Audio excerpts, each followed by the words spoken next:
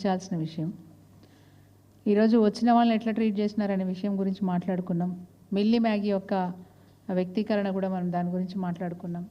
ప్రపంచ పరువు తీసినందుకు బాధపడతాం. ప్రపంచంలో ఈ దేశ మహిళల యొక్క ఆత్మగౌరవాన్ని దెబ్బతీసినందుకు మేము బాధపడతా ఉన్నాం. దాంతోపాటు ఇంకా కూడా మిస్టేక్సే.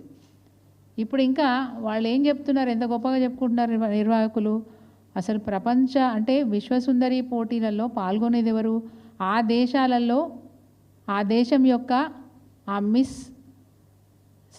కంట్రీ, మిస్ ఇంగ్లాండ్ కావచ్చు, మిస్ ఆఫ్రికా కావచ్చు, హూ ఎవర్ ఇట్ ఈస్, ఆ దేశంలో మిస్గా గెలుపొందిన వాళ్ళని ఇక్కడ పార్టిసిపెంట్గా పిలుస్తారు.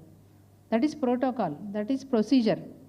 బట్ ఇప్పుడు ఏం జరిగింది, మిస్ ఇంగ్లాండ్ తను పక్కకు తప్పుకుంటున్నాను ప్రకటించిన తర్వాత ఎలాంటి నిర్ణయం తీసుకుంది ఈ ప్రభుత్వం? విన్నర్ పక్కకు తప్పుకుంటే రన్నర్ని తీసుకొచ్చి పెట్టారు, వెంటనే రిప్లేస్ చేసినారు. అంటే దీనివల్ల ఏం జరిగింది, 109 దేశాల నుంచి వచ్చిన పార్టిసిపెంట్స్ అందరినీ అవమానించినారు.